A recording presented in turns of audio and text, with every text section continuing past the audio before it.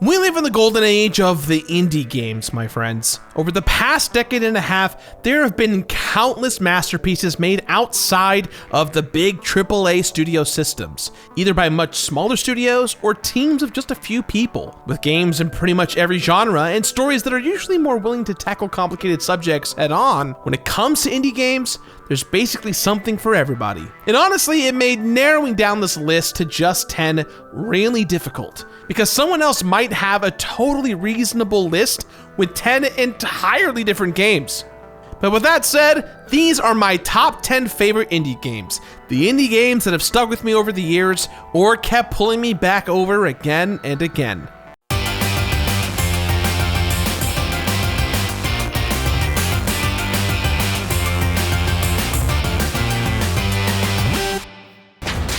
Number 10. When I think of indie games, this game is one of the first things that comes to mind. Cave Story was released in 2004, near the very beginning of the indie game boom. Plus, like several other entries on this list, it was made by only one person, Daisuke Pixelamaya. And having a development team of just one person is about as indie as you can get. Granted, nowadays, Cave Story has been ported so many times that a lot of people have helped and worked on this game at this point, so tomato, tomato. But the game's sensibilities reflects this. It feels very much like the product of one single person with total control over said experience. And as a result, it's just delightful and weird as hell. The world was built with an amazing attention to detail, and it's populated with strange, specific characters who help Cave Story's robotic hero along its journey to recover its memory and find out what the deal is with all of these caves. Now, Cave Story doesn't try to reinvent the wheel gameplay-wise. It's a retro platforming adventure game through and through, and the first of several Metroidvania-style games on this list. But it sets itself apart through its unique stylistic choices, and by just being incredibly solid in every way. In fact, Cave Story probably helped shape the entire direction that indie games would take over the following decade and a half, and for that reason alone, it belongs on this list. Plus, it's just really good, so there's also that. Number 9. Alongside Metroidvanias, another subgenre that has thrived in the age of indie game is the roguelike. There's just something about throwing myself at a series of randomly generated rooms over and over again that scratches an itch at the back of my brain. The Binding of Isaac is almost certainly one of the main reasons for the genre's enduring popularity, and it only got better with its subsequent remakes, Rebirth, and then beyond that with Afterbirth. But it's one of those games that seems like everyone in the world has played, which is really impressive when you consider how gross and weird this game is. By using a biblical story as its main point of influence, Binding of Isaac is able to dig into religious themes and imagery with abandon, centering on a boy who wields his tears like bullets. Because there's some truly wild stuff in the Bible, you guys. Yet the Binding of Isaac embodies the indie sensibility of feeling like the product of one very specific person and sensibility. Specifically that of Edmund McMillen, who felt free to make whatever twisted game he wanted after the success of his previous game, Super Meat Boy. Overall, the Binding of Isaac just creates an addictive gameplay loop that is the perfect siren song beckoning you to play it again and again. And as more material was added, including multiplayer and all sorts of insane new items, the game essentially just never stopped giving people a reason to play it.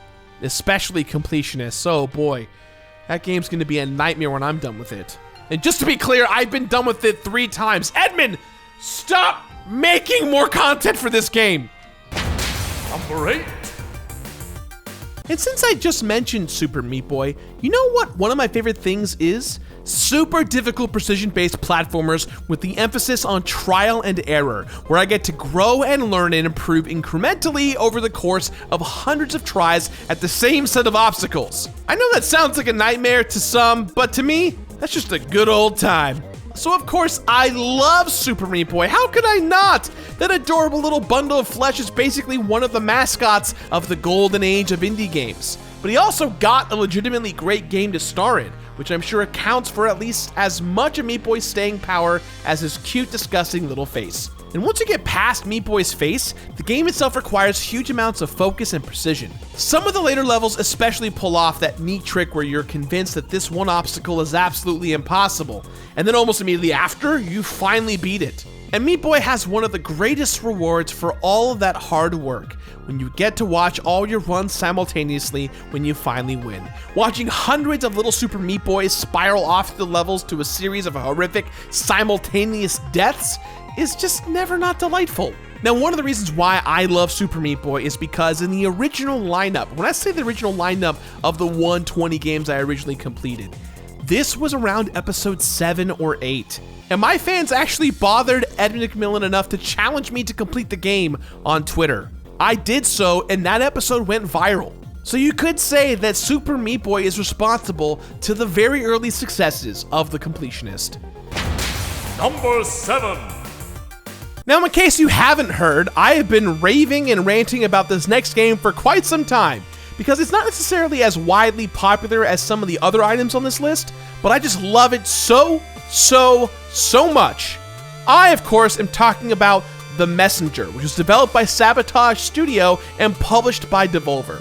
Yes, there are a million games out there that are side-scrolling retro platformers dating all the way back to Ninja Gaiden, and The Messenger's lead ninja definitely seems to fit in that tradition. But then this game hits all kinds of twists and turns, like a transition from a retro 8-bit style into a slightly less retro 16-bit one. And it not only serves as a great visual distinction between multiple timelines, but as a great nod to all the other ninja-based side-scrollers of the past.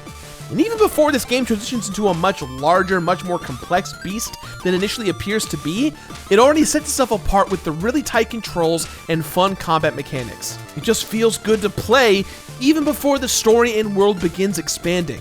Not to mention it has a freaking incredible soundtrack.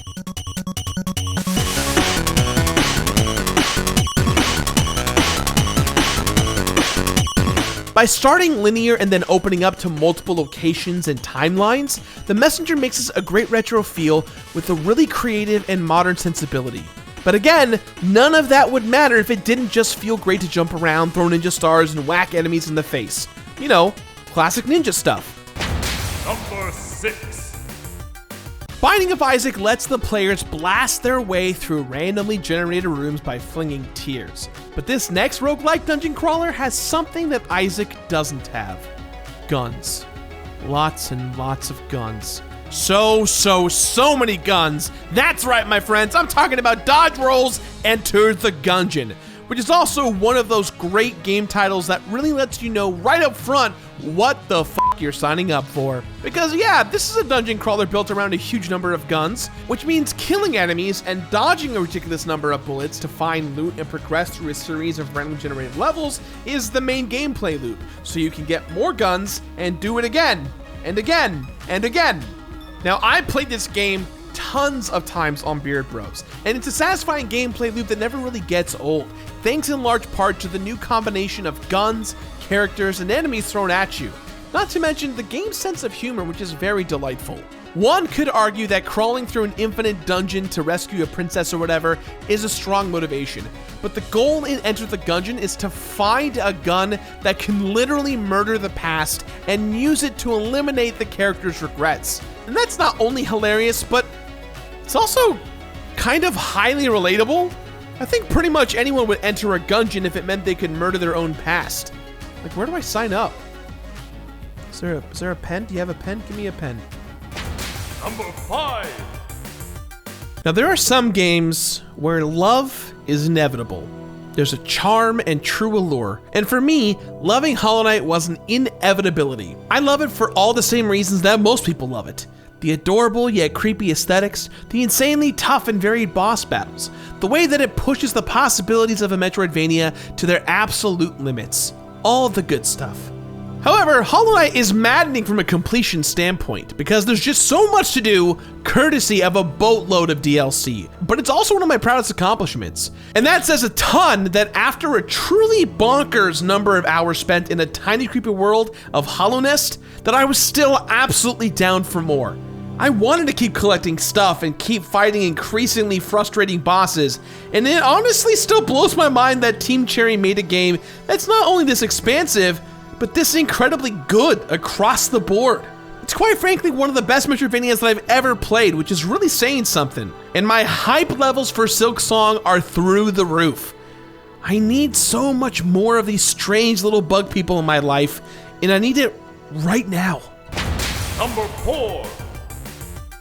There are a lot of indie games that are punishingly difficult. There are also a lot of indie games that offer a really gentle, story-focused experience about an emotional topic, like mental illness. But Celeste, by indie developer Matt Thorson, manages to provide both of these things at the exact same time, and that's what makes it a masterpiece. Everything about Celeste is deceptively simple. As a game and as a story, it's just about climbing a mountain. But within that bare-bones premise, it finds so many beautiful little grace notes. The mountain as a metaphor for mental illness ends up being way more nuanced and insightful than you'd expect, and the gameplay is simple on the surface, but simple does not mean easy. Some of Celeste's collectibles and obstacles are baffling, especially as you get into the much more difficult B-sides and C-sides. There was always a mounting sense of terror as I would realize what the game expected me to do, thinking there was just absolutely no goddamn way I was going to conquer this.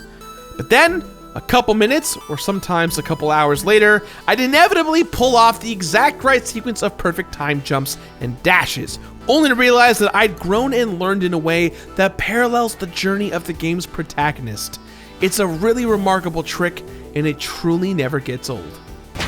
Number 3. You know what never gets old? Murder. Or, that's what I assume anyway, based on how fun it is in Dead by Daylight. With asymmetrical gameplay that sees one player as a deadly killer going up against a group of survivors who are just trying to escape, Dead by Daylight is basically the perfect game for horror nerds. It manages to turn the survival horror genre into a competitive PvP experience, which is impressive enough on its own. It also provides two wildly different gameplay experiences depending on whether you're the hunter or the hunted. But the most impressive part is that they're both equally fun. Now, this game was made by an indie studio out of Canada, and it's very evident that this game has grown over the years. It's 4 years old, but the support is through the roof.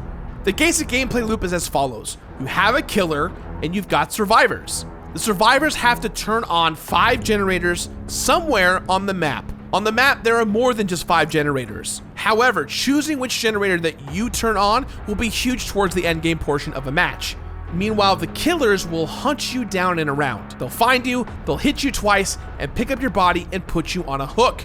Your fellow players then must coordinate with you to try and get you off of the hook. Now, mixed in all of the gameplay that I just described are items, totems which hurt players, perks on both sides that dramatically change the gameplay, and to top it all off, killers from all over the global spectrum of entertainment.